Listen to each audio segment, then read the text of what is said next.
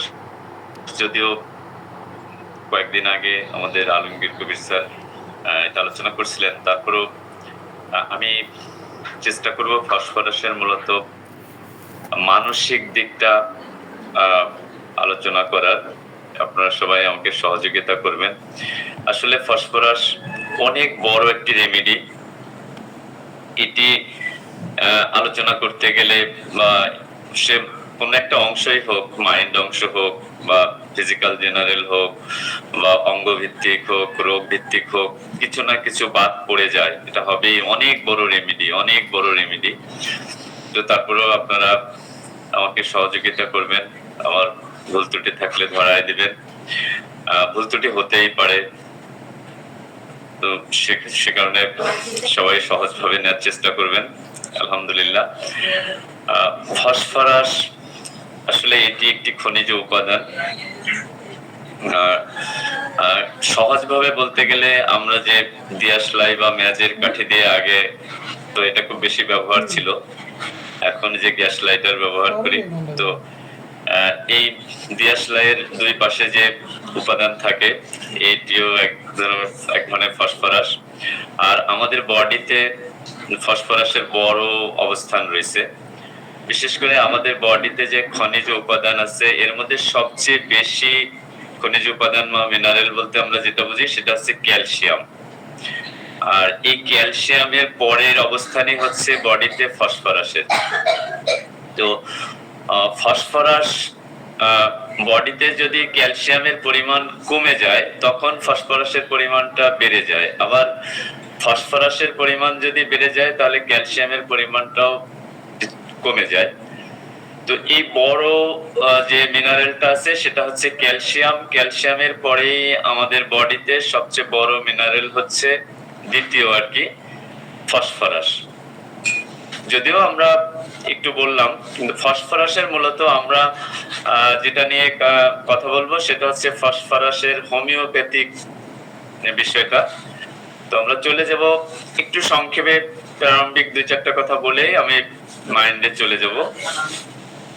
ফসফরাসের নাম হচ্ছে yellow phosphorus. এটি একটি খনিজ উপাদান। এটি প্রথম আবিষ্কার করেন বিজ্ঞানী আলকেমিস্ট, সালটা আমার এই মুহূর্তে মনে নেই।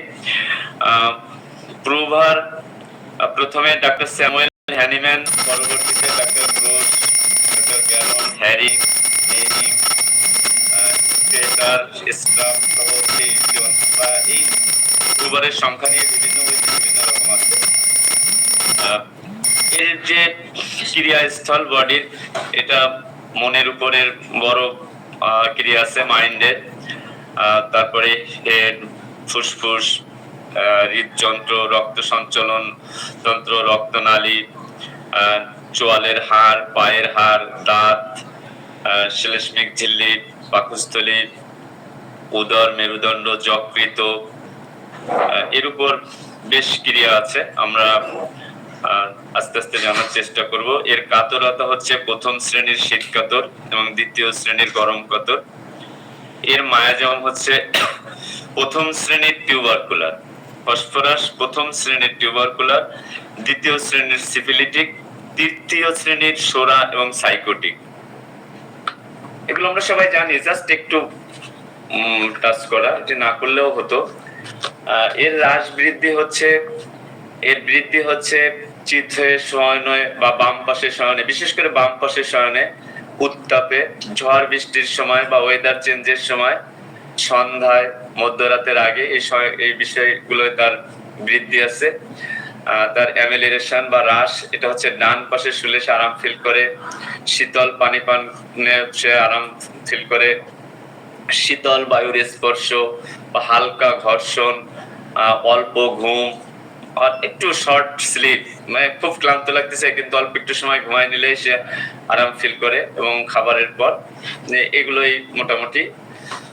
তো আমরা এই পর্যায়ে চলে যাব ফসফরাসের মাইন্ডের দিকেই বেশি যাব। মাইন্ড অর্থাৎ ফসফরাসের ব্যক্তিত্বটা আমরা বোঝার চেষ্টা করব।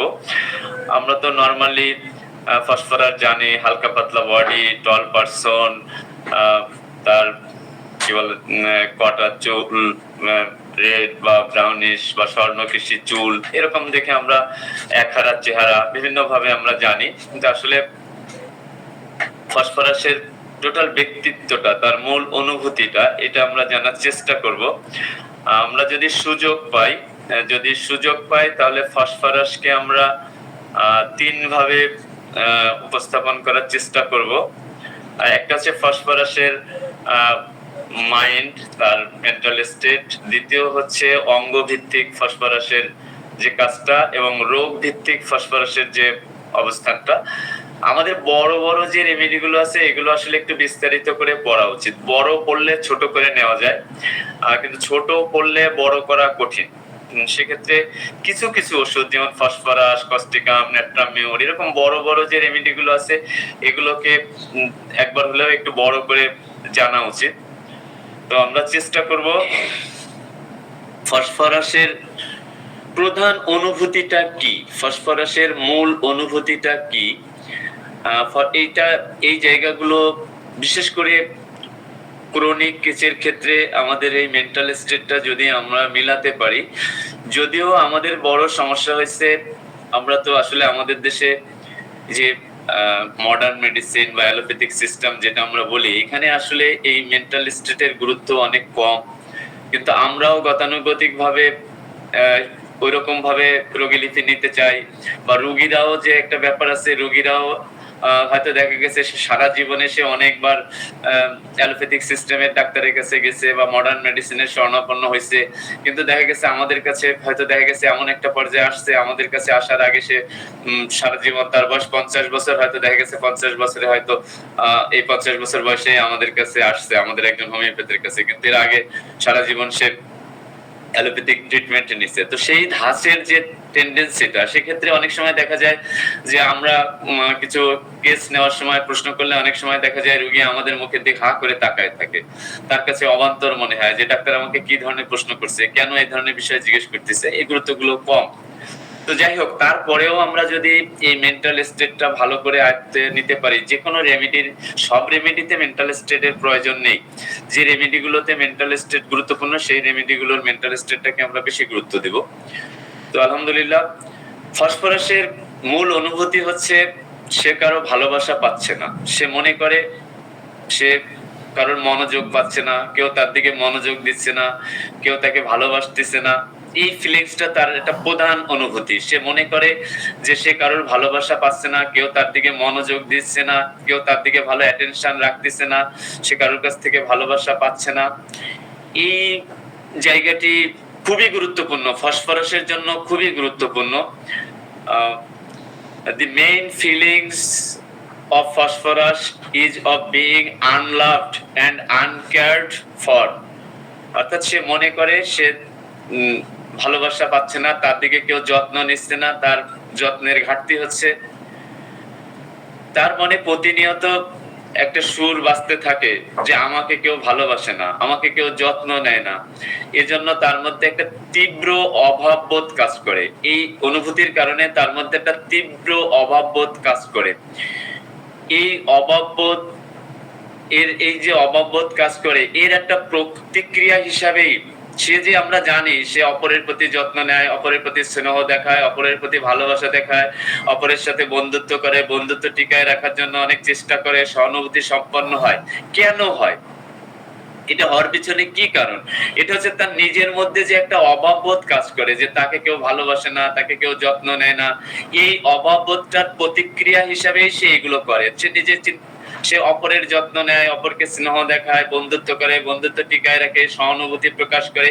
এগুলোর মূল যে ইয়েটা, সেটা হচ্ছে তার নিজের ভিতর যে একটা অভাববোধ কাজ করে, কেউ তাকে ভালোবাসে না, তার যত্ন নেয় না, তার দিকে খেয়াল করে না। এই কারণেই সে নিজের থেকে এগুলো করে। বিনিময়ে, এটা করার বিনিময়ে সে চিন্তা করে, এটা করার বিনিময়ে আমি ভালোবাসা পাবো, আমি কারোর মনোযোগ পাবো, কারোর যত্ন পাবো। এই চিন্তাটা সে করে, এবং এই প্রতিক্রিয়ার কারণে সে যেগুলো করে সেটা এই জন্যই করে যে আমি কারোর ভালোবাসা পাচ্ছি না, আমার দিকে কেউ মনোযোগ দিচ্ছে না। তো এই কারণে সে নিজে চিন্তা করে যে আমি যদি অন্যকে ভালোবাসি, অন্যকে স্নেহ করি, অন্যের প্রতি বন্ধুত্ব রক্ষা করি, সহানুভূতি হই, সেনসিটিভ অনুভূতি থাকে, তাহলে অপররাও আমাদেরকে সাথে এই ধরনের আচরণ করবে। এটা এভাবে বলা যেতে পারে যে affectionate return affection, affectionate return affection, স্নেহের বিনিময় স্নেহ, এরকমও বলা যেতে পারে। ফসফরাসের যে তার যে প্রত্যেকটা কার্যকলাপ, তার চিন্তা ভাবনা, এগুলো যে যে দিক থেকে সে আবর্তিত হয় বা নিয়ন্ত্রিত হয়, সেটা হচ্ছে অপরের ভালোবাসা পাওয়ার জন্য বা অপরের মনোযোগ পাওয়ার জন্য। এই জায়গাটি আমাদের খুব বেশি মনে রাখতে হবে। এই কমপ্লেইন গুলো বিভিন্ন ভাবে বোঝা যায়, চেম্বারেও বোঝা যায়। আমরা সামনের দিকে যাব, সামনের দিকে আমরা চেম্বারে কি করে আমরা চিনবো। আমরা অনেক ম্যাথমেটিক্যাল ভালো দখল আছে, আমাদের রেপার্টরি ভালো দখল আছে, ক্রনিক ডিজিজের বা প্র্যাকটিস অফ মেডিসিনের ভালো দখল আছে, কিন্তু বাট আমরা যারা হোমিওপ্যাথ, চেম্বারে আমরা কিভাবে উপলব্ধি করব, চেম্বারে একটা রোগীর মেন্টাল স্টেটটাকে কিভাবে আমরা চিনবো, এটাও আমরা সামনের দিকে পাবো ইনশাল্লাহ। তো আমরা একটু আস্তে আস্তে যাই।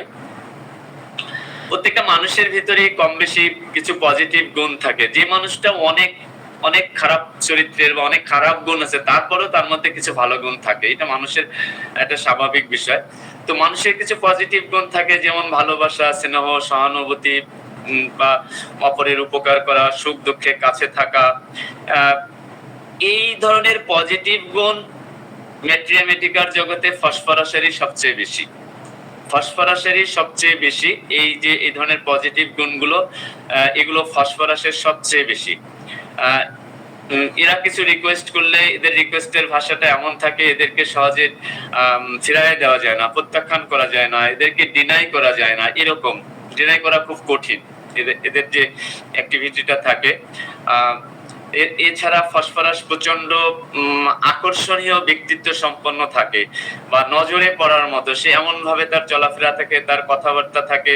এদেরকে চৌকস বলা যেতে পারে, কথাবার্তায় বেশ চৌকস, বাট এরা অহংকারী না। এদের বুদ্ধিমত্তা আছে, চৌকস ভাব আছে, কিন্তু বাট অহংকারী না। ফসফরাস অহংকারী না, এটা আমরা মনে রাখার চেষ্টা করব।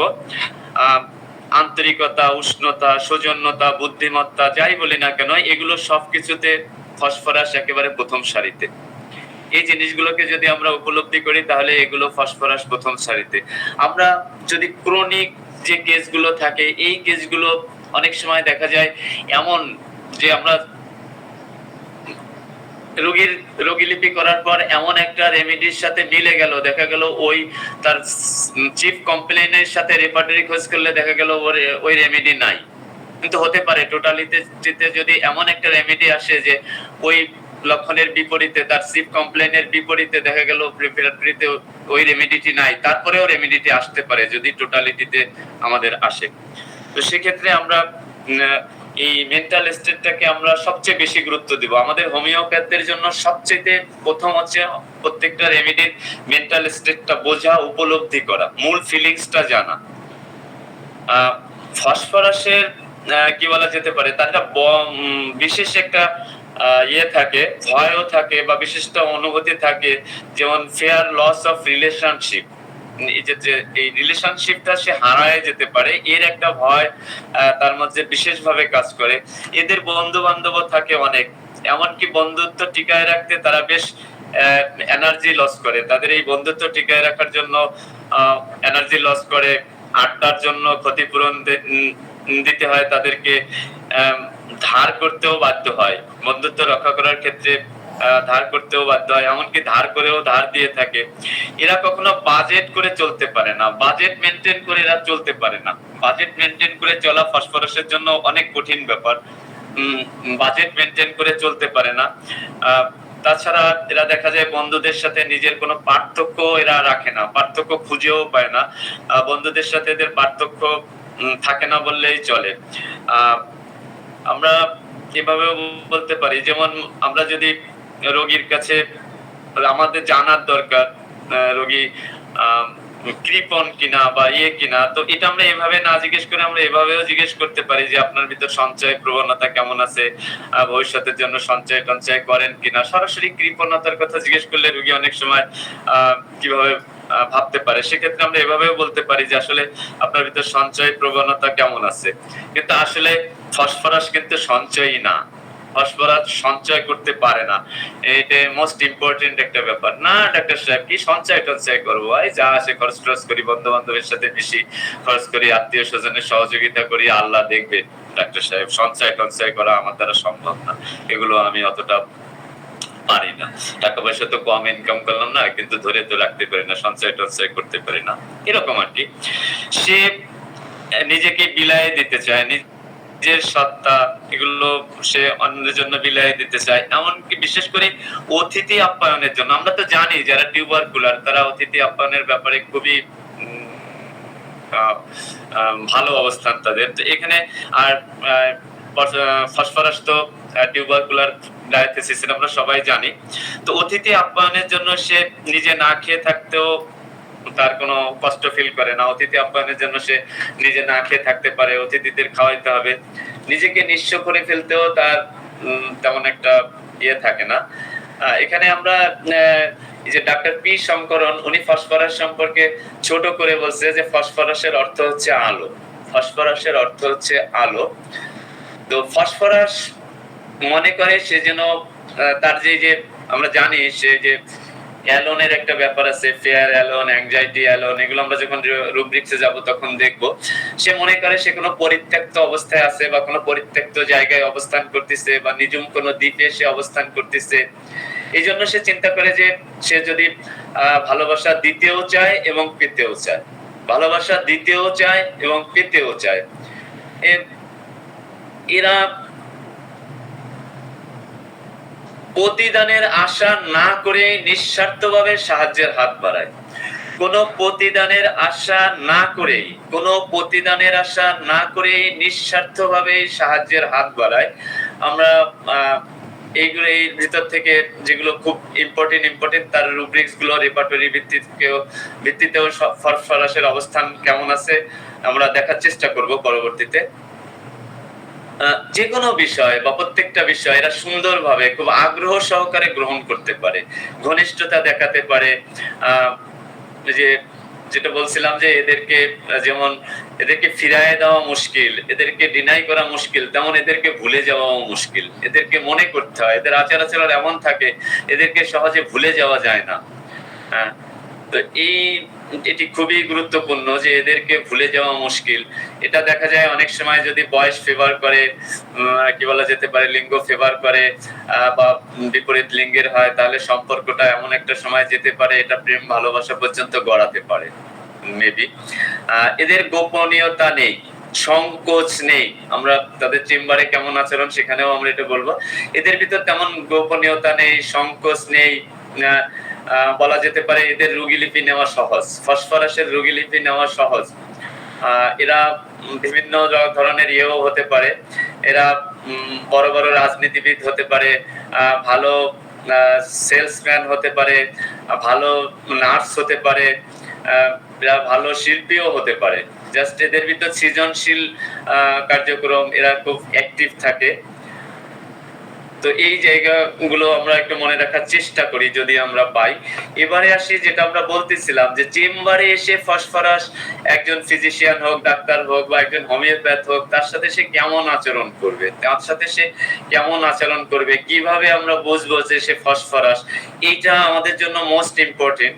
অর্থাৎ আমরা যত ভালোই আমাদের কোয়ালিটি থাকুক না কেন, চেম্বার ম্যানেজ করা, রোগীকে ম্যানেজ করা, চেম্বারে আমরা কি করে বুঝবো এই গ্রাফাইটিস, এই ফসফরাস, এই ভ্যারাইটাকার, এই অ্যাকোনাইট, এই ব্রায়োনিয়া, যেমন ব্রায়োনিয়া এসে ব্যবসার কথাবার্তা বলে, জাস্ট এরকম আর কি। এইভাবে আমরা কিভাবে চিনতে পারবো, এই জায়গাটি আমাদের জন্য মোস্ট ইম্পর্টেন্ট।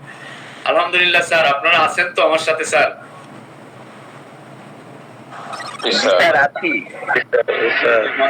মাঝে মাঝে একটু সাড়া দিয়ে থাকে। তো কেমন আচরণ করবে সে চেম্বারে এসে, এটা আমরা একটু দেখার চেষ্টা করি। চিকিৎসকের কাছে সে পূর্ণ তথ্য প্রকাশ করবে তার রোগ সংক্রান্ত। এই রোগীলিপি করার সময় কোনো তথ্য এসে গোপন করতে চাইবে না, অনায়াসে প্রকাশ করতে চাইবে। কোনো বিষয় অন্য পেশেন্টরা যেখানে দ্বিধাদ্বন্দ্ব করে সে এখানে দ্বিধাদ্বন্দ্ব প্রকাশ করবে না, অনায়াসেই বলবে, তার সমস্যাগুলো অনায়াসেই সে বলে দিবে। রোগীলিপি করার সময় দেখা যাবে আমরা বুঝতে পারবো যে সে কোনো কিছু লুকাচ্ছে না। এবং আর একটা মজার ব্যাপার আছে, খুবই মজার ব্যাপার আছে, যে হোমিওপ্যাথিক ডাক্তারদের প্রতি তার একটা মানে হোমিওপ্যাথিক ডাক্তারদের জন্য ফসফরাস একটা উপভোগ্য রোগী। হোমিওপ্যাথিদের ডাক্তারদের প্রতি তার একটা সিম্প্যাথিও আছে। হোমিওপ্যাথির প্রতি ফসফরাসের একটা সফট কর্নারও আছে। তো এটা এজন্য বলা হয় যে ফসফরাসের রোগীরা হোমিওপ্যাথি চিকিৎসকদের জন্য একটা উপভোগ্য রোগী। এই রাডার কিনোটে যদি কারোর কাছে থাকে আপনারা দেখে থাকবেন, ফসফরাসের শুরু যে রাডার কিনোটের শুরুর দিকেই এই বিষয়টা আছে। আপনারা দেখবেন ফসফরাস রোগীকে ডাক্তার যা বলে তা বিশ্বাস করে, এবং এর নির্দেশনাগুলো, বিশেষ করে ডাক্তার যা নির্দেশনা দেয় এই নির্দেশনাগুলো খুব কৃতজ্ঞতার সাথে অনুসরণ করে, বা ডাক্তার তাকে যে পরামর্শগুলো দেয় অর্থাৎ ড্রাগ ছাড়া বা রেমিডি ছাড়া আপনি এই জিনিসগুলো মেনে চলবেন, সঠিক সময় ওষুধটা খাবেন, ওষুধটা খাওয়ার ব্যাপারে কোনো নেগলেন্সি করবেন না, এই নিয়মে খাবেন, আপনি আপনার নিজের মতো করে খাবেন না, এইগুলো সে খুব সুন্দরভাবে এটা খুব আন্তরিকতার সহিত নেয়। অনেক আছে দূর বিরক্তিকর, এই 50 মিলিসিমেল ওষুধ দিলে এই যে কাপিং করে খাবেন, ইয়ে করবেন না ডাক্তার সাহেব, এই জন্যই আপনার কাছে আসতে ইচ্ছা করে না, এইসব ঝামেলা জাতি এইসব। কিন্তু ফসফরাস এটা বলবে না, ফসফরাস এটাকে খুব আন্তরিকতার সহিত নেবে। ডাক্তার সাহেব আপনি যেভাবে বলেন আমি সেভাবেই পালন করব, পুরোপুরি পালন করব, খুশি মনের সাথে কৃতজ্ঞতার সাথে এটাকে অনুসরণ করবে। চিকিৎসককে সে বন্ধুর মতো মনে করবে, চিকিৎসকের সাথে সে হ্যান্ডশেক করবে, করমর্দন করবে, চেয়ারটা দূরে থাকলে চেয়ারটা টেনে সামনে নিয়ে আসবে, ডাক্তারের কাছাকাছি সামনে এনে বসবে। চিকিৎসকের কোনো নির্দিষ্ট বিষয়ের উপর জোর দেয়, কোনো একটা বিষয়ের উপর যদি পেশেন্টের সাথে জোর দিয়ে বলে, তখন এমন একটা পর্যায়ে তৈরি হতে পারে যে সে চিকিৎসকের হাত বা কবজি চেপে ধরতে পারে। এটি ওই যে ভিতলকাসের অ্যাসেন্স ম্যাট্রিয়ামেটিকা দেখলে এই বিষয়টি পাবেন, যাদের কাছে আছে তারা দেখে নিয়ে। তো এইরকম চিকিৎসকের কোনো নির্দিষ্ট বিষয়ের উপর যখন সে জোর দেয়, তখন চিকিৎসকের হাত চেপে ধরতে পারে, কবজি চেপে ধরতে পারে, এবং এই কোনো রোগ লক্ষণই গোপন করে না, কোনো রোগ লক্ষণই গোপন করে না, যেটা আগেও বলছি, এটা আমাদেরকে মনে রাখতে হবে। আর চিকিৎসক যদি কোনো বিষয়ের উপর তাকে সান্ত্বনা দেয় যে আপনি সুস্থ হয়ে যাবেন, ইনশাআল্লাহ আপনি ভালো হয়ে যাবেন, আপনি এটা থাকবে না, আপনি এত টেনশন করতেছেন কেন, আপনার এই রোগটা তো আরোগ্যযোগ্য, এরকম যখন বলবে, তখন এটার প্রতি সে খুব আস্থা প্রকাশ করে। চিকিৎসকের যে তার সান্ত্বনামূলক আচরণগুলোতে সে খুব আস্থা প্রকাশ করে। এ কারণে বলা যায় যে এদের রোগী লিপি করা খুব সহজ, যেটা আমি আগেও বলছি। এই জায়গাটি খুবই গুরুত্বপূর্ণ। এবারে আমরা যে তার একটা যারা আমরা জিবি কিনোটস যারা কন্টিনিউ দেখি, অনেকেই আছে জিবি কিনোটটাকে খুব ফেভার করে, রজার মরিসনকে খুব ফেভার করে, আমিও করি খুবই। এই জিবি কিনোটের কিওয়ার্ড হিসাবে যে শব্দটি দেওয়া আছে সেটি হচ্ছে diffusion in all levels. GB কিনোটে, ভিতলকাসের কিনোটের একদম শুরুতে যে কিওয়ার্ডটা থাকে সেখানে আছে diffusion in all levels. Radar কিনোটের শুরুতেও এই ডিফিউশন শব্দটা দিয়ে শুরু হয়েছে। তো ডিফিউশনটা কি, আমরা ডিফিউশনটা কিভাবে বুঝতে পারি? ডিফিউশনটা এক ধরনের বিস্তৃতি বা ছড়ানো বা ব্যাপন, এরকম বলা যেতে পারে, এমন একটি বিষয়। যেমন আমরা কিভাবে বলতে পারি ধোঁয়া, এটা বাতাসের সাথে ছড়ায় যায়, সিগারেটের ধোঁয়া রিং আকারে ছড়ায় যায়। আমরা যে টি ব্যাগ থেকে আমরা যে চা খাই, তো দেখা যায় টি ব্যাগ থেকে চায়ের রংটা যেমন ছড়াতে থাকে, ডিফিউশন এরকম একটা বিষয়। ফসফরাসের মানুষরাও তেমনি তাদের জীবনী শক্তিকে, আবেগ সমূহকে, সচেতনতাকে, অ্যাওয়ারনেসকে ডিফিউজ করতে থাকে, অর্থাৎ ছড়াতে থাকে, বিলাতে থাকে। এমনকি তাদের রক্ত কণিকাগুলো পর্যন্ত ভেঙে ভেঙে বাধাহীনভাবে বেরিয়ে যায়। আমরা জানি ফসফরাস একটি হেমোরেজিক ডায়াথেসিস, টিউবারকুলার এবং হেমোরেজিক ডায়াথেসিসের কথাও ফসফরাসের ক্ষেত্রে বলা আছে। এগুলো তো আমরা জানি, যেহেতু আমরা ফিজিক্যাল জেনারেলটা বেশি পড়ি। তো এমনকি তাদের রক্ত কণিকাগুলো যেটা বলছে যে তাদের এই যে রক্তের ফ্লোটা যে অল্প একটু ছেলে গেছে, অল্প একটু কেটে গেছে, ছোট একটু ক্ষত হয়েছে, এখান থেকে বাধাহীন ভাবে যে রক্ত ছুটতে থাকে, এর কারণ হচ্ছে এখানেও তার এই মেন্টাল স্টেটের সাথে মিল আছে, এই যে ছড়ায় যাওয়া। এই কারণে আমরা দেখি দৈহিক স্তরে প্রায় সব আঘাতেই বা ক্ষত হতে বেশি রক্ত ঝরে। এটি কেন হয়? এটি এই জন্য হয় যে এর রক্ত কোষগুলো দুর্বল থাকে, রক্ত কোষগুলো দুর্বল থাকে, সহজে রক্তকে চারিদিকে কলার সাথে ছড়িয়ে দেওয়ার অনুমতি দেয় বা ছড়িয়ে যায়।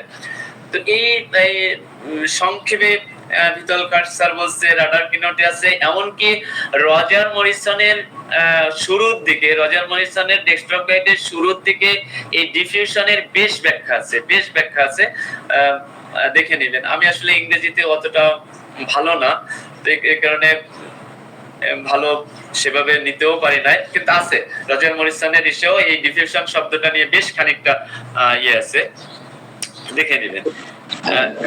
এবার একটু আমরা, জি স্যার বলেন স্যার। ওইটা আর কি, ডিফিউশন হলো ব্যাপন, একটা হলো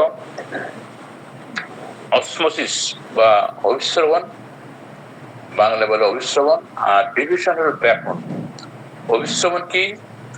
দুটো ভিন্ন ঘনত্বের দ্রবণকে যদি একটা সেমি পারমিয়েবল পর্দা দ্বারা, অর্থাৎ অর্ধভেদ্য পর্দা দ্বারা পৃথক করে রাখা হয়, সেখান থেকে বেশি ঘনত্বের দ্রবণ থেকে দ্রাবকের কণাগুলো ওই কম ঘনত্বের দিকে যাবে,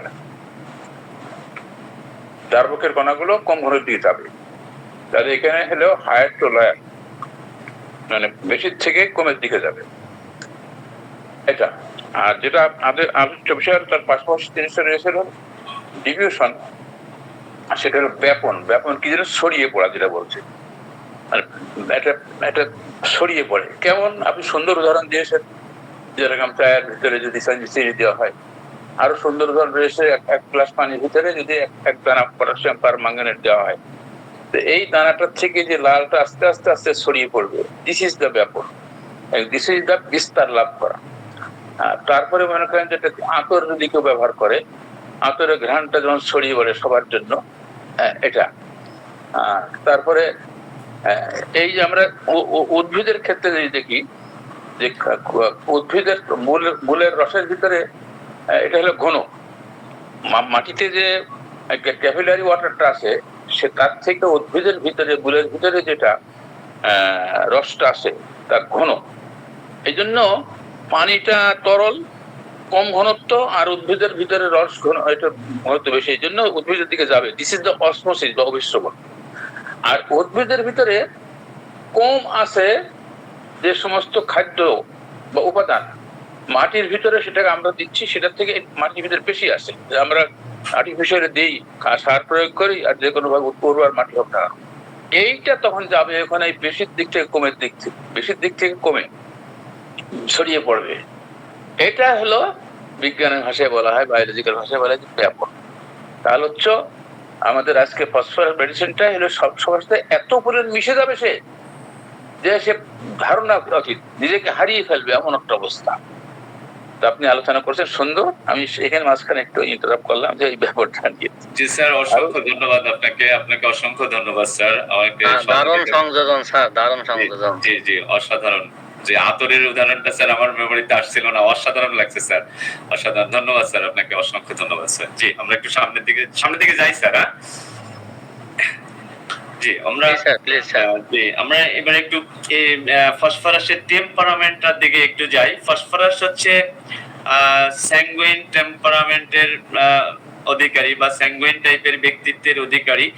যেমন আমরা অ্যাকোনাইট, পেলেটোনা এগুলো বুঝতে গেলে যেমন আমাদেরকে পেলথোরিক বুঝতে হয়, তেমনি ফসফরাসকে বুঝতে হলে স্যাঙ্গুইন টাইপটা আমাদের বুঝতে হবে। স্যাঙ্গুইন টাইপটা কেমন, এই স্যাঙ্গুইন টাইপটা আমাদের বুঝতে হবে। এদের প্রকৃতিটাই হচ্ছে কেউ হাসি খুশি টাইপ, খোলামেলা টাইপ, ওপেন হার্টেড, এরকম আবেগপূর্ণ জীবনের দৃষ্টিভঙ্গি হচ্ছে। তারা জীবনকে পুরোপুরি উপভোগ করতে চায়, এদের ইয়েটা হচ্ছে জীবনকে পুরোপুরি উপভোগ করতে চায়। এরা খুবই সক্রিয় টাইপ, বিশেষ করে যারা স্যাঙ্গুইন টাইপ বর্তমান নিয়ে বেশি ভাবেন, পরে যা হয় হোক এমন মনোভাব। বর্তমানে যা আছে এটা নিয়েই বেশি ভাবতে হবে, পরে যা হয় হোক। দ্রুত সিদ্ধান্ত গ্রহণও এরা করতে পারে। এদের শুরুটা বেশ হাকডাক সহকারে হয়, কিন্তু ফল লাভের জন্য দীর্ঘমেয়াদী ধৈর্যের অভাবে সমাপ্তিটা আসলে ভালো হয় না।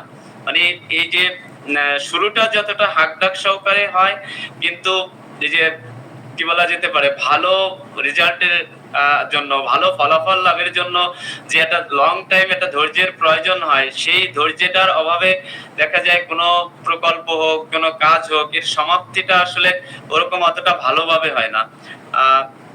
এই জন্য এদেরকে বলা যায় এরা গ্রেট বিগিনার্স বাট ব্যাড ফিনিশার্স। এটিও কিন্তু এটা খুব গুরুত্বপূর্ণ। গ্রেট বিগিনার্স, এদের শুরুটা খুব ভালো হয়, বাট ব্যাড ফিনিশার্স এটিও বলা যেতে পারে। সংক্ষেপে আমরা মনে রাখার জন্য এটিও মনে রাখতে পারি। এরা খুব সহজে রেগে যায়, আবার অনুতপ্ত হয়, ক্ষমাও চায়। রেগে যায় সহজে, আবার অনুতপ্ত হয়, ক্ষমা চায়। এরা জীবিকার জন্য এমন পেশার প্রয়োজন যেখানে সৃজনশীলতা দেখানোর সুযোগ থাকে, স্বাধীনভাবে কাজ করতে পারবে, থাকবে না কোনো বাধা, কোনো নিয়ন্ত্রণ। 10টা-5টা অফিসিয়াল জীবন এদের জন্য খুব একটা এরকম ধরাবাঁধা এদের ভালো লাগে না। এরা সৃজনশীল, 10টা-5টা কেন, লং টাইমও তারা কাজ করতে পারে, এরকম যেখানে নিজেকে ফুটায় তোলার সুযোগ আছে, এই ধরনের জীবিকা এদের জন্য ভালো। এরা শিল্পী হতে পারে, বা অভিনয় শিল্পী, ডিজাইনার, টুরিস্ট গাইড বা মডেল বা সাংবাদিকতা, এই ধরনের পেশা টেশা এদেরকে খুব আগায় দিতে পারে। এদেরকে হুজুকে বলা যেতে পারে, বা কোনো কিছু ঝোকালো মানুষও বলা যেতে পারে। এদের মধ্যে দুর্বল মানসিকতাও প্রচুর দেখা যায়, থাকে কাজের ধারাবাহিকতার অভাব। স্যাঙ্গুইন টেম্পারামেন্টের এই প্রধান রেমেডি, এই যেগুলো আমরা বললাম, এগুলো স্যাঙ্গুইন টেম্পারামেন্টের মূল বৈশিষ্ট্য। আরো আছে, আমি একটু সংক্ষেপ করে বলার চেষ্টা করছি। তবে স্যাঙ্গুইন টেম্পারামেন্টের সবচেয়ে বড় রেমেডি হচ্ছে ফসফরাস। স্যাঙ্গুইন টেম্পারামেন্টের সবচেয়ে বড় রেমেডি হচ্ছে ফসফরাস। এছাড়া ইগনেশিয়া বা ল্যাকেসিস, অরাম আছে। মার্ফি রেপার্টরিতে যদি আমরা স্যাঙ্গুইন টেম্পারামেন্টটা দেখি, স্যাঙ্গুইন টেম্পারামেন্টে মার্ফি রেপার্টরিতে 22টি রেমেডি আছে। প্রথম শ্রেণীতে আছে ফেরাম, ফ্রামমেট, ফ্রামফস, হায়োসিয়ামাস, ফসফরাস, এই 4টা আছে ফার্স্ট গ্রেডে। আর স্যাঙ্গুইন টেম্পারামেন্টে মার্ফি রেপার্টরিতে 22টি রেমেডি আছে, টোটাল রেমেডি 22টি। প্রথম শ্রেণীতে আছে ফ্রামফস, ফ্রামমেট, হায়োসিয়ামাস আর হচ্ছে ফসফরাস। আমরা এবার একটু সামনের দিকে যাই। আমরা জানি ফসফরাস শীঘ্র বৃদ্ধি হয়, আমরা জানি তাদের এই যে বৃদ্ধির হারটা লিনথিন থাকে এবং দ্রুত বৃদ্ধি পায়, এটা তোমরা সবাই জানি। ফসফরাস যে একদম যারা নিউ কামার প্রথম পড়বে তারাও জানে ফসফরাস শীঘ্র বৃদ্ধি প্রাপ্ত হয়, লম্বা হয়, পাতলা হয়। কেন হয়? এই যে তার এটা যে হয়, কেন সে এরকম দ্রুত গ্রোথটা দ্রুত হয়, হালকা পাতলা হয়, থিন পারসন বা স্যালেন্ডার পারসন, এরকম শব্দগুলো ব্যবহার হয়। এর কারণ হচ্ছে এদের মেটাবলিজমটা থাকে খুব অ্যাক্টিভ। এই মেটাবলিজমটা এদের খুব বেশি অ্যাক্টিভ থাকে। ডক্টর বোমান বেহমান এ প্রসঙ্গে বলেছেন ফসফরাস মানুষদের এমন কেন দেখা যায়, তার বর্ণনা হোমিওপ্যাথিতে না পাওয়া গেলেও বায়োকেমিস্ট্রিতে এর ব্যাখ্যা রয়েছে। মানুষ এবং প্রাণী জগতের বৃদ্ধিতে গ্লুকোজের দহন প্রক্রিয়া ফসফরাসে যথেষ্ট প্রভাব থাকে। অর্থাৎ বলা হচ্ছে এইটা যে মানুষ এবং প্রাণী এই জগতের যে বৃদ্ধিটা, এই বৃদ্ধিতে গ্লুকোজের একটা বড় প্রক্রিয়া থাকে এবং এখানে ফসফরাসের যথেষ্ট প্রভাব থাকে। আমরা তো জানি আমাদের শরীরে খনিজ উপাদান বেশি থাকে, তা হলো ক্যালসিয়াম, যেটা আমি আগেই বলছিলাম। ক্যালসিয়াম এবং তারপরে যে খনিজ উপাদানটি থাকে সেটি হচ্ছে ফসফরাস। তো এর উপস্থিতি এই যে লিভার হোক, মাসল হোক, পেশি সমূহ হোক, অন্যান্য যে অঙ্গগুলো আছে, তন্তুগুলো আছে, এখানে গ্লুকোজের পরিমাণটা হ্রাস করে। এই গ্লুকোজের পরিমাণটা হ্রাস করার ফলে দেখা যায় সে দ্রুত দহন কার্য সম্পাদিত হয় এবং গ্লুকোজের সঙ্গে চর্বিটাও পুড়ে যায়, চর্বিটাও নিঃশেষ হয়ে যায়, শেষ হয়ে যায়, ফলে চর্বি সঞ্চয়ের কোনো সুযোগ বা অবস্থা থাকে না। এই কারণেই সে দ্রুত সে লিনথিন হয়, দ্রুত গ্রোথটা হয়। এর কারণটা হচ্ছে এটা, যেখানে দহন প্রক্রিয়ার একটা ব্যাপার রয়ে গেছে। আর এছাড়া ফসফরাসের উত্তেজক প্রভাবও আছে, যার ফলে হাড়ের যে প্রান্তসমূহ এগুলো দ্রুত বৃদ্ধি পায়, ফলে এরা লম্বাও হয়ে যায়। তবে এই মেটাবলিজম, অ্যাক্টিভ মেটাবলিজমের বিষয়টা আমরা খুব বেশি মনে রাখার চেষ্টা করব। এবার আমরা একটু অন্যদিকে যাওয়ার চেষ্টা করি। ক্যালকেরিয়া, ব্রায়োনিয়া এরা কি করে? এরা নিরাপত্তা খুঁজে পেতে চায় অর্থ, টাকা পয়সা, বাড়ি গাড়ি, ব্যবসার মধ্যে। ভ্রেট্রাম অ্যালবাম সে নিরাপত্তা খুঁজে পেতে চায় সামাজিক মান মর্যাদার জন্য। সামাজিক মান মর্যাদা থাকলে সে ভালো জায়গায় বিয়ে শাদী করতে পারবে, ভালো আত্মীয়স্বজন করতে পারবে, ভালো সামাজিক মান মর্যাদা বজায় থাকলে সে রাজনীতিতে ভালো দাঁড়াতে পারবে। এরকম ভ্রেট্রামের এরকম চিন্তা থাকে। কিন্তু ফসফরাস সে খোঁজে কি? সে খোঁজে সঙ্গী, ভালো সঙ্গী, ভালোবাসা, স্নেহ, মমতা, উষ্ণতা, ভালোবাসা। এরা এইগুলোর সাথে সর্বত্রই মানিয়ে নিতে পারে। এরা ফসফরাস সঙ্গীদের সাথে ভালোবাসা, স্নেহ, মমতা, বন্ধু এগুলো মানায় নিতে পারে। পরিবর্তিত যে কোনো পরিবেশে, যে কোনো সংস্কৃতিতে, যে কোনো কালচারে এরা মিশে যেতে পারে এবং নিজের নিরাপত্তা খুঁজে পেতে চায়। নতুন লোক, নতুন সংস্কৃতি, নতুন ভাষা, নতুন পরিবেশ, এই ধরনের বিষয়গুলোতে ফসফরাস খুব সহজে মানায় নিতে পারে, সহজে তাদের বন্ধু হয়ে যেতে পারে। একটা বাচ্চা দেখা গেছে ট্রেনে যাচ্ছে, এর মধ্যে আরেক বাচ্চার সাথে কয়েক মিনিটের মধ্যে একটা ভালো বন্ধুত্ব তৈরি করে ফেলতে পারে, আঙ্কেলের সাথে ভালো সম্পর্ক তৈরি করে ফেলতে পারে। এইগুলো এদের একটা ভালো বৈশিষ্ট্য। এবং এদের একটা বড় ব্যাপার হচ্ছে এরা অতীত নিয়ে ঘাটাঘাটি করতে চায় না। এরা দেখা যায় বড় বংশের ছেলে হলেও বা এই যে ব্রাহ্মণের ছেলে হলেও তারা অতীত গৌরব ভুলে অন্যত্র কোনো পেশায় সে নিয়োজিত হতে পারে। এটা অতীতকে নিয়ে তারা বেশি ঘাটাঘাটি করতে চায় না। এটা ফসফরাসের একটা খুব ভালো বৈশিষ্ট্য। যেমন কম্পারেটিভের একটা ব্যাপার আছে। এই কম্পারেটিভ যে বিষয়টা আছে এটার দিকে আমরা একটু যাওয়ার চেষ্টা করি। অল্প একটু কম্পারেটিভ আলোচনা করার চেষ্টা করি, একদম ছোট করে। এই যে যেমন কস্টিকাম, নাইট্রিক অ্যাসিড, এরাও কিন্তু বেশ সমবেদনাশীল। আমরা জানি নাইট্রিক অ্যাসিড অনেক উগ্র, কাউকে ক্ষমা করতে পারেন, এটা আমরা জানি। কিন্তু তারপরেও তার ভিতরেও কিন্তু একটা সমবেদনাশীল আচরণ আছে। কিন্তু সেটা কেমন আমরা একটু পরেই জানতে পারবো ইনশাআল্লাহ। এই কস্টিকাম, নাইট্রিক অ্যাসিড, ফসফরাস, এরা তো এদের কস্টিকামের মধ্যেও অনেক সমবেদনা আছে, অনেক সহানুভূতি আছে, বিশেষ করে অ্যানিমেলদের প্রতি, এটা তো আমরা সবাই জানি। তো এদের মধ্যে যে এই কস্টিকাম, অ্যাসিড, এদের মধ্যে যে সহমর্মিতা দেখা যায়, তার পিছনে এক ধরনের স্বার্থপরতা থাকে। তারা যে সহমর্মিতা বিনিময়ে কিছু সুযোগ সুবিধা বা লাভ অর্জন করে নিতে চায়। এই কস্টিকাম বা নাইট্রিক অ্যাসিড এরা যে সহমর্মিতা দেখায়, তার বিনিময়ে কিছু না কিছু আশা করে, কোনো প্রফিট বা কোনো লাভজনক কিছু সুবিধা, কিছু বেনিফিট, এটা তারা আশা করে। এই জন্য তারা সহানুভূতি প্রবণ হয়। অন্যদিকে ফসফরাস আসলেই সহমর্মী। একটা পর্যায়ে যে ফসফরাসও কিছুটা পরিবর্তন হয়, সেটা অনেক পরের পর্যায়ে, সেটা আমরা যাচ্ছি না। যেমন দেখা গেছে একটা শিশু বাইরে গেছে, ফিরতে দেরি হচ্ছে, এজন্য কস্টিকাম উদ্বিগ্ন হবে, বেশ টেনশন করবে। শিশুটি বাইরে গেছে, ফিরতে দেরি হচ্ছে, এজন্য উদ্বিগ্ন হবে। শিশুটি বাইরে আনন্দে থাকলেও সে উদ্বিগ্ন হবে কস্টিকাম। শিশুটি বাইরে গেছে, আসতে দেরি হচ্ছে, কিন্তু সে জানতেছে সে যেখানে আছে সেটা একটা ভালো পরিবেশে আছে, আনন্দ ফুর্তিতে আছে বা নিরাপদে আছে, কিন্তু তারপরেও এখানে কস্টিকাম উদ্বিগ্ন হবে, তার ভিতরে অ্যাংজাইটি দেখা দিবে। বাট ফসফরাস এমন হবে না। ফসফরাস যদি জানে যে সে ভালো আছে, তাহলে সে এখানে তার উদ্বেগ উৎকণ্ঠা থাকবে না। এজন্য অন্যের উদ্বেগ অনুভব করতে পারে এবং অন্যরা যখন উদ্বেগের মধ্যে থাকে, ফসফরাস তখনই তার জন্য উদ্বিগ্ন হয়। অন্য একজন, তার একজন ফ্রেন্ড, তার একজন আত্মীয় স্বজন, তার রিলেটিভ, সে অনেক অ্যাংজাইটিতে আছে, উদ্বেগের মধ্যে আছে, তখন সে নিজেও উদ্বিগ্ন হয়ে যাবে। আর নাইট্রিক অ্যাসিড কি করবে? নাইট্রিক অ্যাসিডের সহানুভূতিশীলতা শর্তযুক্ত, গিভ এন্ড টেক, এরকম আমরা বলি না, যে যতক্ষণ পর্যন্ত আপনি আমি তার বন্ধু, ততক্ষণ পর্যন্ত সে আমার আপনার বন্ধু। নাইট্রিক অ্যাসিডের যতক্ষণ পর্যন্ত আমি আপনি নাইট্রিক অ্যাসিডের বন্ধু থাকবো, নাইট্রিক অ্যাসিডও আপনার আমার বন্ধু ততক্ষণ থাকবে, ততক্ষণ সহানুভূতিশীল থাকবে।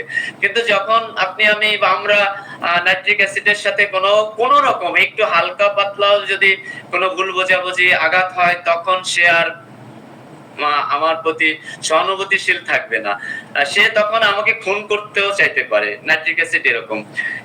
এজন্য নাইট্রিক অ্যাসিডকে বলা হয় সহানুভূতিশীলতা। এদের যে সহানুভূতিশীলতা দেখায় এটা খাঁটি না। নাইট্রিক অ্যাসিড যে সহানুভূতিশীলতা দেখায় এটা পিওর না, এটা খাঁটি না। কিন্তু ফসফরাসের পুরো বিপরীত। ফসফরাসের যে সহানুভূতি আছে এটা একেবারেই খাঁটি, পিওর। বাট নাইট্রিক অ্যাসিডের এটা পিওর না, সে যে সহানুভূতিশীলতা দেখায় এটা একেবারেই কৃত্রিম।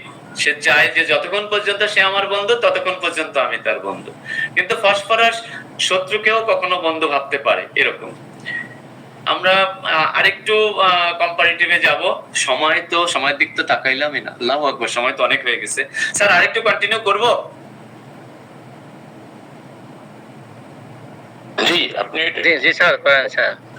জি, আমরা এই যে টাইলারের বইটা যদি দেখি, মার্গারেট টাইলারের বইটা যদি দেখি, সেখানে আমাদের সিপিআর সাথে ন্যাট্টামিউরের সাথে ইয়ে আছে, একটা কম্পারেটিভ ইয়ে আছে। যেমন এখানে বলছে সহানুভূতি সম্পন্ন বা সহানুভূতি পছন্দ করে না, অর্থাৎ ফসফরাস সহানুভূতি সম্পন্ন, আর সিপিয়া এবং ন্যাট্টামিউর এরা সহানুভূতি পছন্দ করে না। অনেক রেমিডি আছে, তো আমি এই টাইলারের বই থেকে এটা একটু নোট করার চেষ্টা করছি, যে ফসফরাসকে বলা হয়েছে এরা প্রচন্ড সহানুভূতি সম্পন্ন, কিন্তু সিপিয়া ন্যাট্টামিউর এরা সহানুভূতি সম্পন্ন না। যেমন ফসফরাস সঙ্গী চায়, আর সিপিয়া ন্যাট্টামিউর একা থাকলে ভালো থাকে, আর ফসফরাস সঙ্গী থাকলে ভালো থাকে। সিপিয়া ন্যাট্টামিউর একা থাকলে ভালো থাকে। লবণের প্রতি আগ্রহ, এটা ফসফরাসেও কিন্তু একেবারে ন্যাট্রামের কাছাকাছি, ফসফরাসেও কিন্তু এটা ন্যাট্রামের কাছাকাছি। চর্বি অর্থাৎ ফ্যাট অপছন্দ, এখানে সিপিয়া ন্যাট্রামিউর আছে। ঠান্ডায় বৃদ্ধি, এখানে ফসফরাস সিপিয়া দুইটাই আছে। বজ্রপাতের ভয়, এটা কিন্তু আমরা ফসফরাসের অনেক বড় একটা জায়গা। আমরা রডোডেনড্রনকেও আমরা জানি এই বজ্রপাতের ভয়ের ব্যাপারটা জানি, কিন্তু আমরা যখন রুব্রিক্স দেখবো তখন সেখানে দেখবো এই রডোডেনড্রন আসলে সেকেন্ড গ্রেডে আছে, ফার্স্ট গ্রেডে আরো রেমেডি আছে, পরে আমরা দেখবো। ঠান্ডায় বৃদ্ধি গেল, বজ্রপাত গেল। ফসফরাসের ভিতরেও বজ্রপাতের ভয় আছে, সিপিআর মধ্যেও বজ্রপাতের ভয় আছে। উদাসীনতার একটা ব্যাপার আছে, এখানে আমরা এটি টাইলারে নাই, আমি একটু সংযোজন করছি অন্য জায়গা থেকে। উদাসীনতার ক্ষেত্রে এটা আমি একটু এই জন্য বলছি যে উদাসীনতা তার সন্তানের প্রতি, অর্থাৎ এই উদাসীনতা সন্তানের প্রতি, এটা আমরা বিশেষ করে সিপিয়াকেই জানি, বেশিরভাগ সিপিয়াকেই জানি, কিন্তু আসলে উদাসীনতা তার সন্তানের প্রতি, এখানে কিন্তু মার্ফি রেপার্টরিতে সিপিয়াও ফার্স্ট গ্রেডে আছে, ফসফরাসও ফার্স্ট গ্রেডে আছে। এমনকি সিনথেসিস আমি দেখছি, যেটা থেকে দেখছি সেটা হচ্ছে পাপনের বইটা থেকে আমি দেখছি, সেখানেও ফসফরাস সিপিয়া দুইটাই আছে ফার্স্ট গ্রেডে। উদাসীনতা তার স্বামীর প্রতি, এখানে সিপিয়া আছে, ফসফরাস নাই, ভালো গ্রেডে নাই, হয়তো থাকতে পারে। ন্যাট্রামিউরেরও স্বামীর প্রতি উদাসীনতা আছে। আর হচ্ছে উদাসীনতা রিলেশনের ক্ষেত্রে, সম্পর্কের ক্ষেত্রে, এখানে কিন্তু ফসফরাসও ফার্স্ট গ্রেডের, সিপিয়াও ফার্স্ট গ্রেডের। এই যে সন্তানের প্রতি উদাসীনতা, স্বামীর প্রতি উদাসীনতা, আত্মীয় স্বজনের প্রতি উদাসীনতা, রিলেশনের প্রতি উদাসীনতা, এখানে কিন্তু আমরা সিপিয়াকেই বেশি জানি। তো পাশাপাশি আমরা ফসফরাসও কিন্তু এখানে খুব একটা ভালো জায়গায় আছে। তো এই ভালো জায়গাগুলোতে আছে আমরা যতটা ইয়ে করলাম। এরপরে আজকে আমাদের দুজনের ইয়ে ছিল সেশনটা, আমি আসলে আন্তরিকভাবে দুঃখিত, আমি একটু বেশি সময় নিয়ে ফেলছি। আমরা পরবর্তী দিনে ফসফরাসের উপর আমার ইচ্ছা আছে, যদি আপনারা সুযোগ দেন তাহলে ফসফরাসের উপর একটা বড় অন্তত 3টা বা 4টা সেশন নেওয়া যাবে। ফসফরাসকে আমরা বড় রেমেডিগুলোকে আসলে একটু বিস্তারিত জানার প্রয়োজন আছে। তো আমি বেশি সময় নিয়ে ফেলছি, আমি আন্তরিকভাবে দুঃখিত। মিথুন স্যার আমাকে ক্ষমা সুন্দর দৃষ্টিতে দেখবেন কাইন্ডলি। তো আজকে ইয়ে ছিল ফসফরাসের, আমি আলোচনার পর স্যার কেস প্রেজেন্টেশন করবেন। তো স্যার আমি ছেড়ে দিচ্ছি মাইক্রোফোন। সবাই এতক্ষণ আমার সাথে ছিলেন, বেশ আন্তরিকতার সাথে ছিলেন, সাড়া দিচ্ছেন আমার সাথে, আমি আপনাদের প্রতি কৃতজ্ঞ, সবার প্রতি কৃতজ্ঞ। আল্লাহ পাক আমাদের সবাইকে ক্ষমা করে দিক, এই প্রত্যাশায় আমি ছেড়ে দিচ্ছি। মিথুন স্যার কেস প্রেজেন্টেশন করবেন। ধন্যবাদ সবাইকে, ভালো থাকবেন, আল্লাহ আমাদের ক্ষমা করে দিক। আলহামদুলিল্লাহ স্যার, অনেক সুন্দর গোছালো প্রাণবন্ত আলোচনা করলেন, সেজন্য অসংখ্য অসংখ্য ধন্যবাদ। জাযাকাল্লাহ। সেই সাথে আমাদের আব্দুল হান্নান স্যার প্রসেদ ও নিঃসরণ ব্যাপন নিয়ে দারুণ সংযোজন করেছেন। তো এইগুলো আসলে আমাদের প্রচুর স্টাডি না করলে এগুলো বোঝা বা জানা অসম্ভব, সেজন্য ব্যাপক লেখাপড়া করতে হবে আমাদের। তো আমরা সবই পারি, শুধু লেখাপড়াটাই করতে চাই না বা পারি না। তো যাই হোক, মিঠুন স্যার যদি থাকেন। আসসালামু আলাইকুম। মিথুন স্যারের কেস শেয়ার করবে না স্যার? জি স্যার, জি স্যার। জি, তার আগে আমি 2-1 মিনিট সময় চাচ্ছিলাম, যদি অনুমতি দেন। বলেন স্যার, অনুমতি দেওয়া হলো। Thank you. আমার প্র্যাকটিস জীবনের সবচেয়ে অসফল মেডিসিন হচ্ছে ফসফরাস। আমি বুঝাতে পারছি না। ফসফরাস সিলেকশন করে আমি ব্যর্থ হয়েছি সবচেয়ে বেশি, মানে মেডিসিন সিলেকশন করে, দ্যাট ইজ ফসফরাস। সবচেয়ে বেশি সফল হয়েছে মার্কসলে, মানে মার্কসল মিস হয় না কখনো, আর ফসফরাস ইয়ে করে। তো এই জন্য স্যার এই যে অল্প সময়ের ভিতরে আমাদের ফসফরাস শেষ করলো, I am not satisfied. Satisfied হচ্ছে কি, ফসফরাস বলে কথা না, যে কোনো মেডিসিন আমরা যদি ক্রনিক ট্রিটমেন্ট করতে যাই, এটা এত বেশি পড়া লাগবে, এবং অবশ্যই আপনার ওই মেডিসিনের পিকুলারিটি বের করতে হবে। পিকুলারিটি স্যার যেমন 2-1টা বলেছে, সেটা বের করতে না পারলে আমরা ক্রনিক ট্রিটমেন্ট করতে পারবো না। তো যাই হোক, ফসফরাস স্যার যেটা বলেছে এগুলো তো আমরা একটু জানবো, শুনবো, একটু রিভিউ করব। সেই সাথে ফসফরাসের মাইন্ড যদি ব্যাপকভাবে আপনি জানতে চান, অবশ্যই হেরিং করতে হবে, হেরিং। এটাই অনুরোধ রেখে আমি শেষ করছি। আরো আলোচনা পরে আসবে ইনশাল্লাহ। মিথুন স্যার প্লিজ।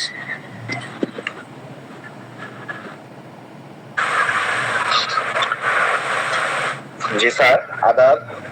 আশা করি সকলেই ভালো আছেন। শুভ সকাল। আসলে সংক্ষিপ্ত সময়ের মধ্যে শ্রদ্ধেয় স্যার ওষুধটি যেভাবে বর্ণনা করেছেন, স্যারের এই বর্ণনার জন্য আমি স্যারের কাছে কৃতজ্ঞতা জ্ঞাপন করছি। খুব সুন্দরভাবে, খুব প্রাণবন্ত ভাবে ফসফরাসকে স্যার ওষুধটিকে উপস্থাপন করেছে। তো জয়দার স্যার বলেছিলেন আমাকে কেস প্রেজেন্টেশন করার জন্য, 3টি কেস প্রেজেন্টেশন করার জন্য বলেছেন।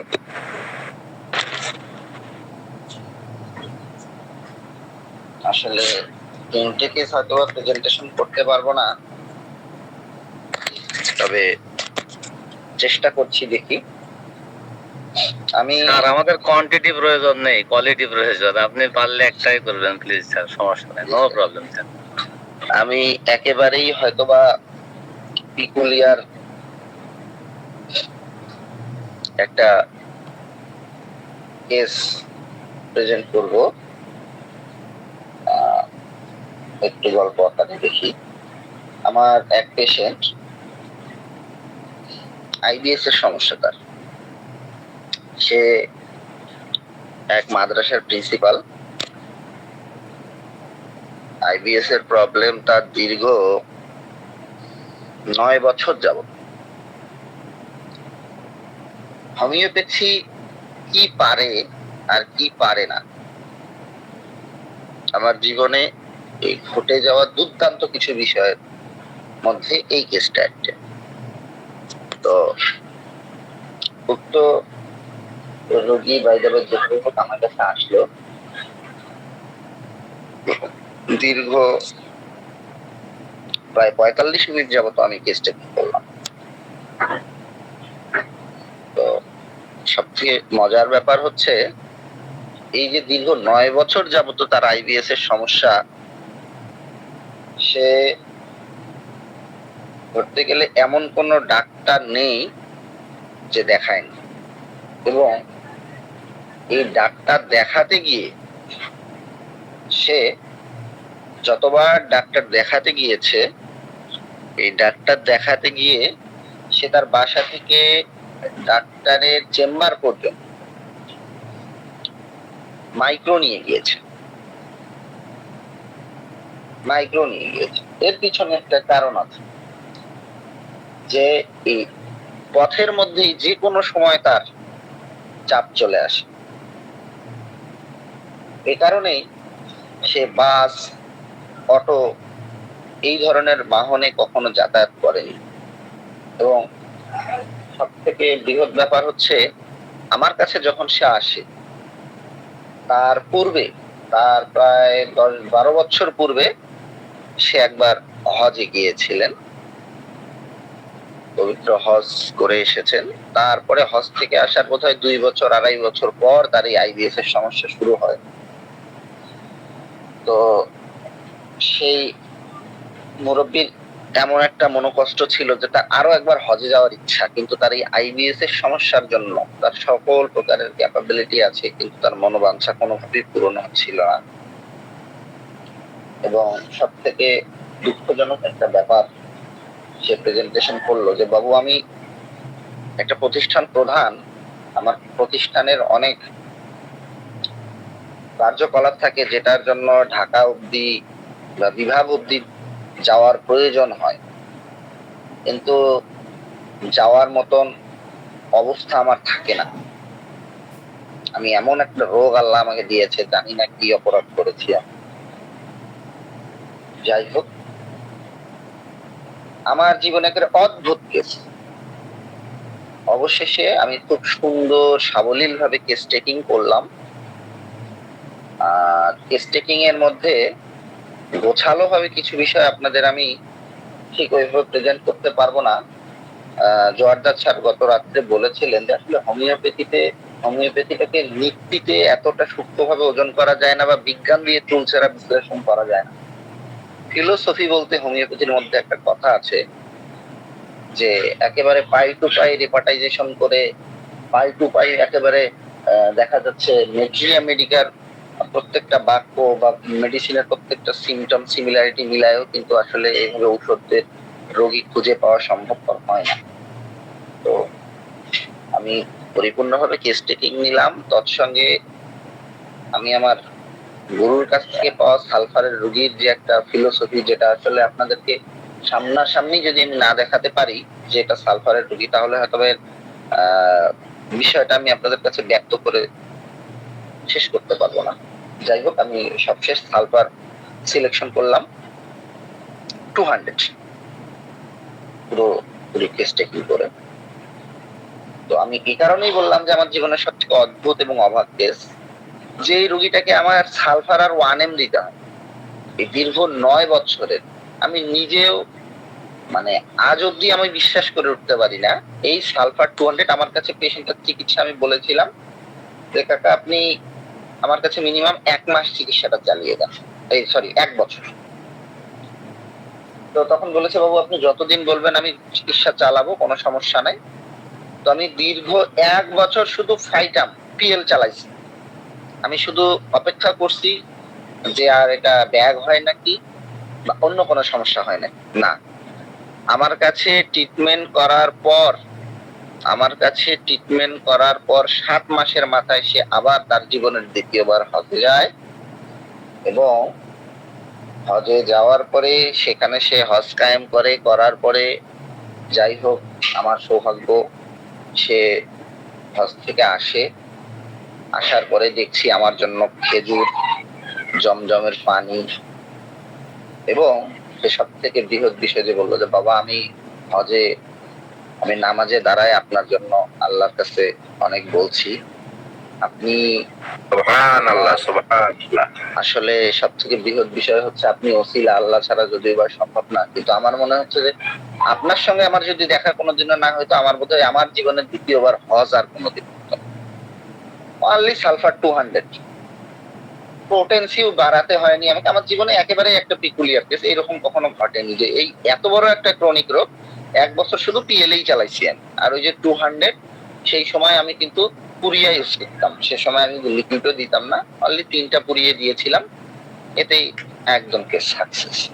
আমার জীবনে একদম একটা অদ্ভুত কেস, এটাই আপনাদেরকে শোনালাম। হ্যাঁ, ধন্যবাদ sir.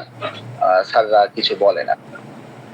Thank you sir, জাযাকাল্লাহ Khair sir, আপনাকে অসংখ্য ধন্যবাদ।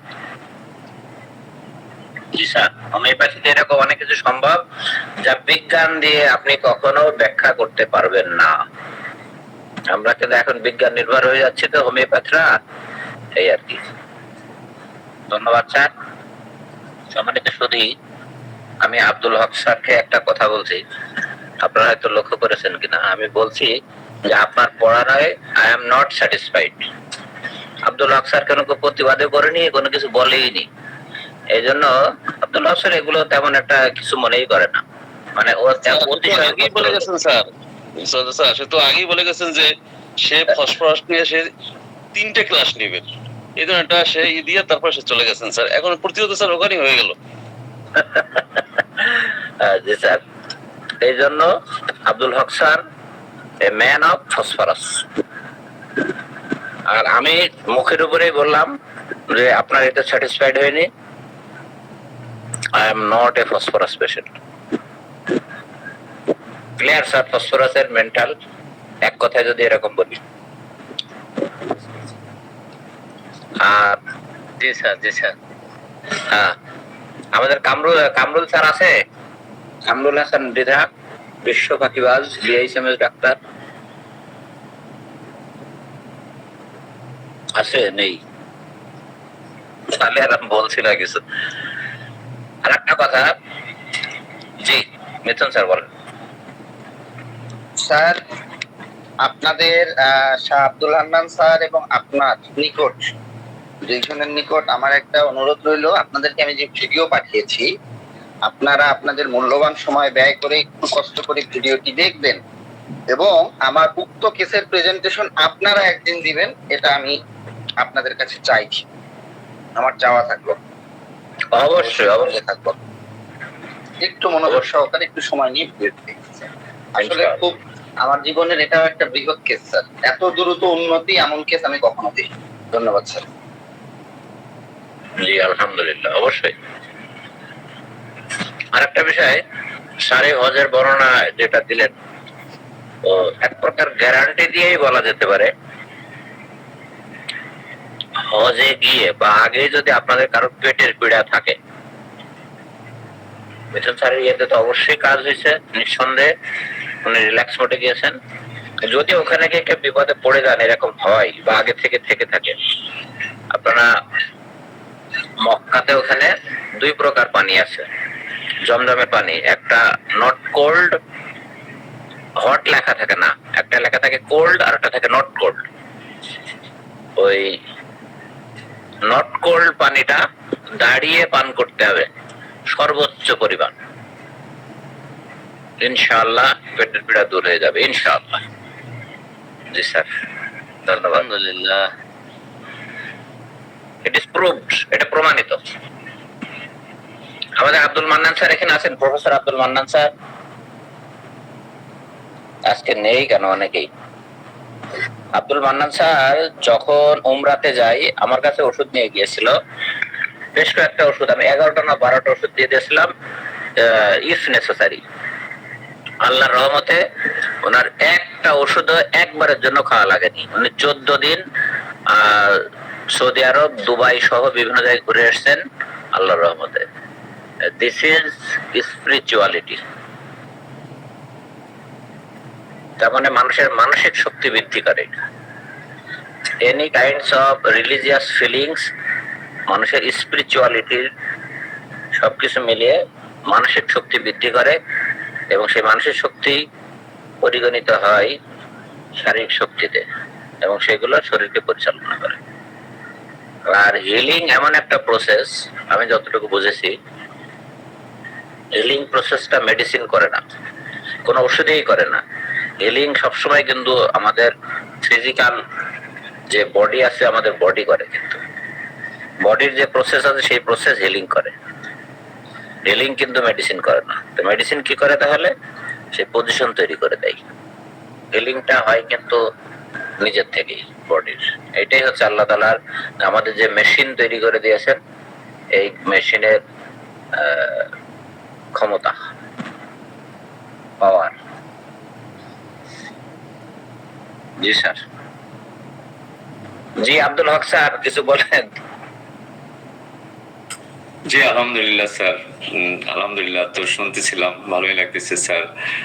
আর ইনশাল্লাহ স্যার, আমরা সামনের দিকে ফসফরাসের পিকুলিয়ার জিনিসগুলো নিয়ে আসার চেষ্টা করব, রোগনিক নিয়ে আসার চেষ্টা করব, ফিজিক্যাল জেনারেল নিয়ে আসার চেষ্টা করব।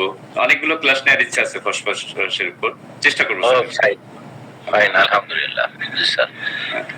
জি, আমি বিদুলকার স্যারের যে আগের যে ক্লাসটা করলাম, যে 2 দিনের যে সেমিনার, তেমন করে সেই 2টা জিনিস শিখছি, মানে মনে আছে। যা বলবো স্যার, একটা জিনিস শিখছি, থুজার ঘামের পিকুলারিটি, থুজার ঘামের পিকুলারিটি এবং থুজারের পিকুলারিটি। উপর থেকে শুরু হবে, নিচের দিকে শেষ হবে। থুজা,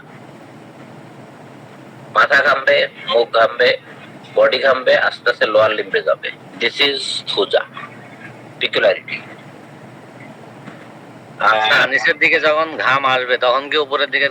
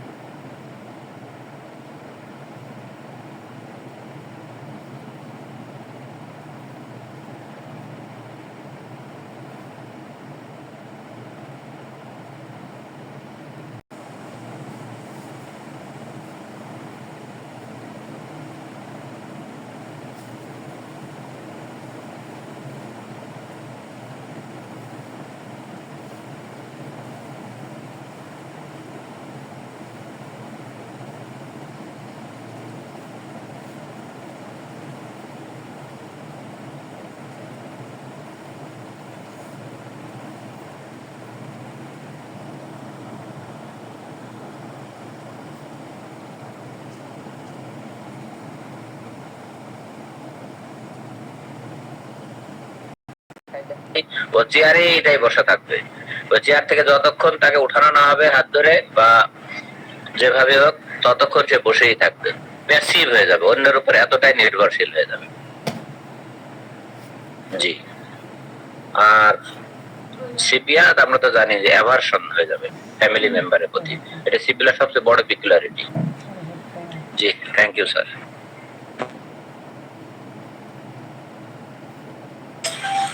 স্যার, আমাদের বিশ্বনাথ স্যার আজকে আসেনি স্যার? স্যার আছে, বড়দাস না, চুপচাপ শুধু শুনবে। সুবহানাল্লাহ। জি বিশ্বনাথ স্যার। হ্যাঁ জি স্যার। স্যার হ্যাঁ শুনছি তো, শুনতেই তো আমরা। আপনি শুনলে হবে স্যার, আপনার শোনার দিন শেষ, এখন শুধু বলার দিন। শুনবো আমরা। না না, আবার শুনে শুনে আবার আত্মস্থ করতে হয় স্যার। এত সুন্দর প্রেজেন্টেশন। এই যে বললেন, কি সুন্দর বললেন, কোল্ড আর নট কোল্ড। নট কোল্ডটা দাঁড়িয়ে খেলে পরে সমস্ত রোগ ভালো হয়ে যায়, এটাতে জানলাম। তারপরে ফসফরাস সম্বন্ধে খুব সুন্দর আলোচনা করলেন আব্দুল হক স্যার, খুব সুন্দর মনোগ্রাহী। তারপর মিঠুন স্যারের সালফার, এত বড় একটা IBS কে ভালো করে দিলেন। এই যে এত সুন্দর সুন্দর আলোচনা,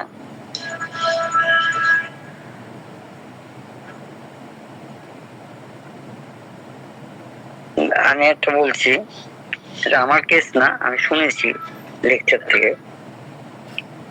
এক বাবা হচ্ছেন বিশাল ডাক্তার হোমিওপ্যাথি, আর ছেলেও ডাক্তার। ছেলে আবার ইয়ে দিয়ে হসপিটালে ডাক্তার হয়েছে, হোমিওপ্যাথিক মেডিকেল অফিসার। তার ছেলেকে বিয়ে দিয়েছে, বিয়ে দেওয়ার পর ছেলের ঘরে এক মেয়ে হয়েছে। তা এখন মেয়েদের আস্তে আস্তে বড় হয়, আজকে এইটা নিতে হয়, ওইটা নিতে হয়, ইমিউনাইজেশন প্রোগ্রাম, এটা ধারাবাহিক একটা থাকে। তা এখন মেয়ে যখন একটু বড় হয়েছে,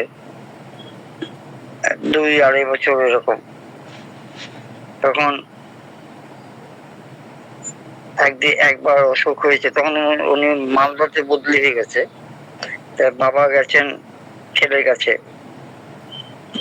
তখন আপনি ইয়ে করছেন, বমি করছেন, এখানে বমি হচ্ছে কি কিছুতেই কমে না। তা ওরা সিদ্ধান্ত নিয়েছেন যে ঠিক আছে, ওই হসপিটালে বড় শিশু বিশেষজ্ঞ আসবেন, তাকে দেখাবে। তখন যাবে যখন, তখন বাবা বললো কি হয়েছে ব্যাপারটা? তারপর বলছে কখন বমি করে, তারপরে কিছু খাওয়ালে পরে তার কিছুক্ষণ পর থেকে বমি। তা বলছি এই সিমটমটা তোরা পেলি না, তোদের দ্বারা কিচ্ছু হবে না। হ্যাঁ, এই জন্য আবার শিশু বিশেষজ্ঞ দেখাতে হবে। এই যে খাওয়ার পরে কিছুক্ষণ পরেই যে বমিটা হচ্ছে, এটা ফসফরাসের লক্ষণ। ফসফরাস 0.1 দিল, আপনি ভালো হয়ে গেলেন। বাবা খুব বিরাট মাপের ডাক্তার, এই একটা শেয়ার করলাম।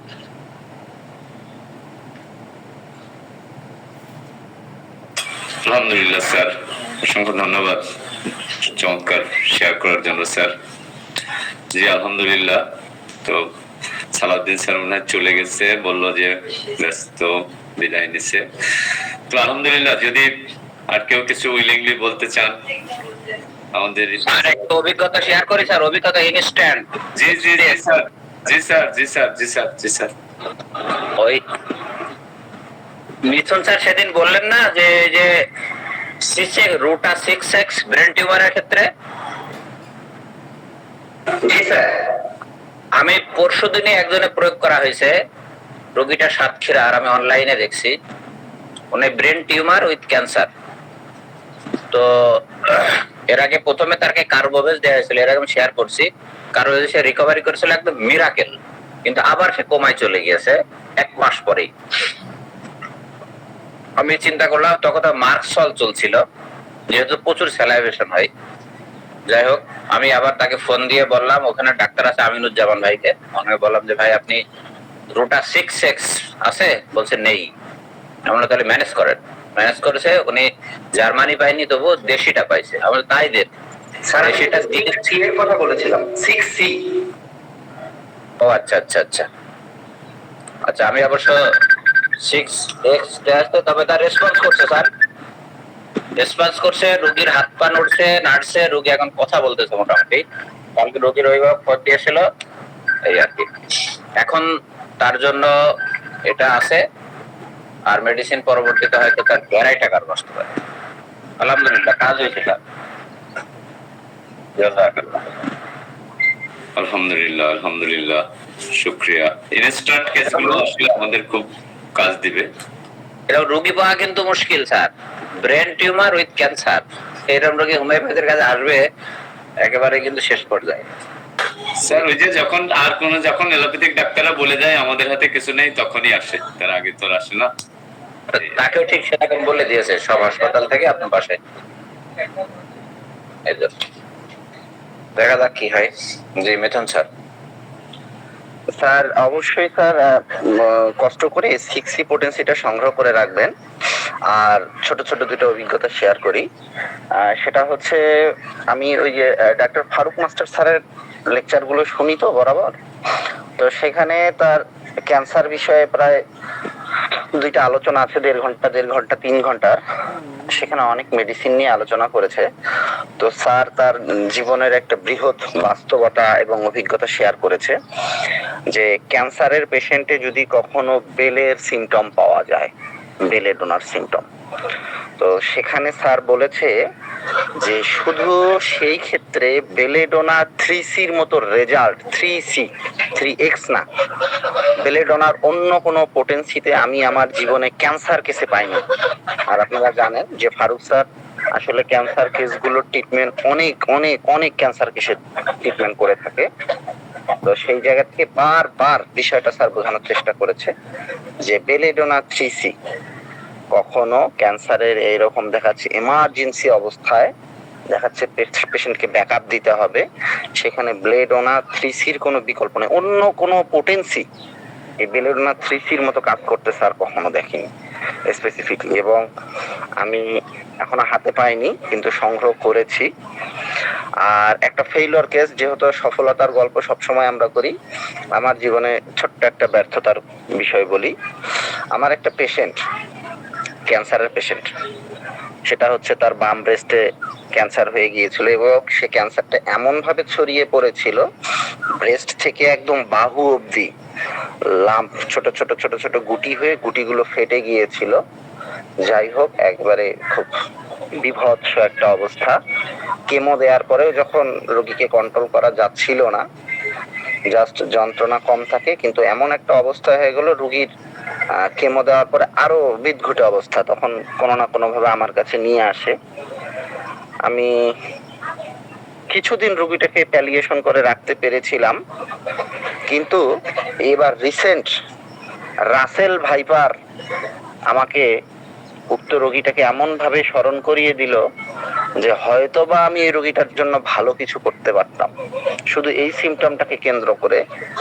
আসলে স্যার সবকিছু তো সবার আয়ত্তের মধ্যে থাকে না। আমি এবার এই রাসেল ভাইপার নিয়ে গবেষণা করতে গিয়ে দেখলাম যে ভাইপেরা তোরভা, ভাইপেরা বোথ্রোপস, এগুলো পড়তে গিয়ে যেটা দেখলাম যে উক্ত মেডিসিনের মধ্যে একটা পিকুলিয়ার এবং খুব রেড লাইন একটা সিমটম আছে। সেটা হচ্ছে যে রোগী তার আক্রান্ত অঙ্গটি কোনোভাবেই ঝুলিয়ে রাখতে পারে না এবং আক্রান্ত অঙ্গে ব্লাস্টিং একটা পেইন, ফেটে যাবে। এটা হচ্ছে ভাইপেরার ঔষধের একদম রেড লাইন এবং যদি বলি যে কেন্দ্রবিন্দু। আর যেহেতু ক্যান্সার, সেক্ষেত্রে আমার বারবার এই ওষুধগুলো যখন আমি পড়ছিলাম মনে হচ্ছিল যে আমার উক্ত রোগীটাকে সেই সময় যদি আমি ভাইপেরা সিলেকশন করতে পারতাম তাহলে হয়তোবা রোগী তার জীবনে বাকি জীবনটা অন্তত শান্তিতে থাকতে পারত এবং ব্যাপক উন্নতি সাধন হতো। আমার এই সিমটমটা এবং এই ওষুধটা ইতিপূর্বে কখনো জানা ছিল না, আমাকে অনেক মর্ম পীড়া দিয়েছে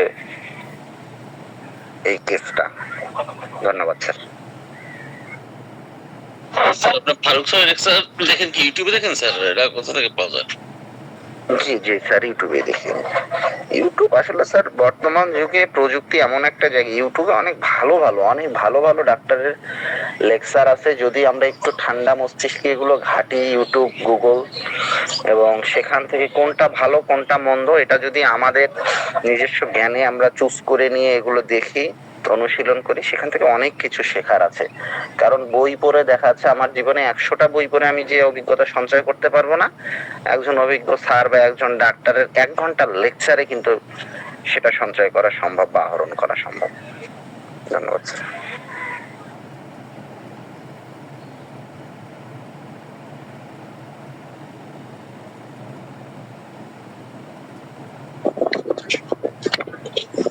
আসসালামু আলাইকুম।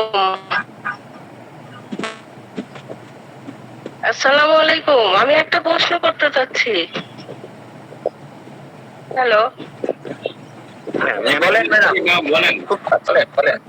স্যার, ওই যে 3C বললেন, 3C টা বলতে আপনি কি বোঝাচ্ছেন? 300 যেটা 300 এই শক্তি? না ম্যাম, 3C হচ্ছে এটা শততমিক পোটেন্সির ঔষধ, এটা 3C মাত্র 3 শক্তির ঔষধ।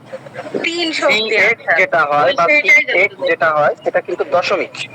জি জি, আর 3C টা হচ্ছে এটা শততমিক পোটেন্সির। শততমিকের 3 শক্তি, ঠিক আছে। এটা কোথায় পাওয়া যায় স্যার?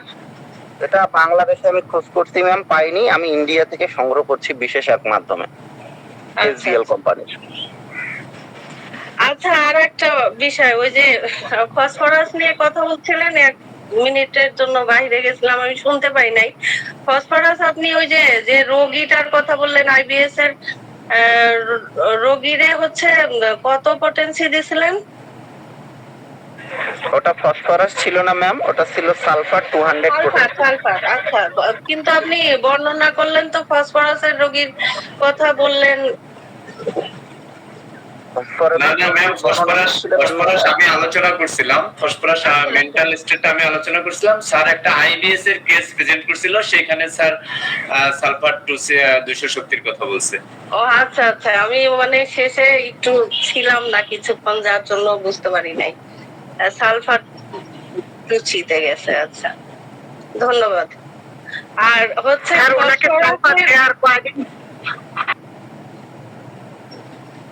জি ম্যাম বলুন।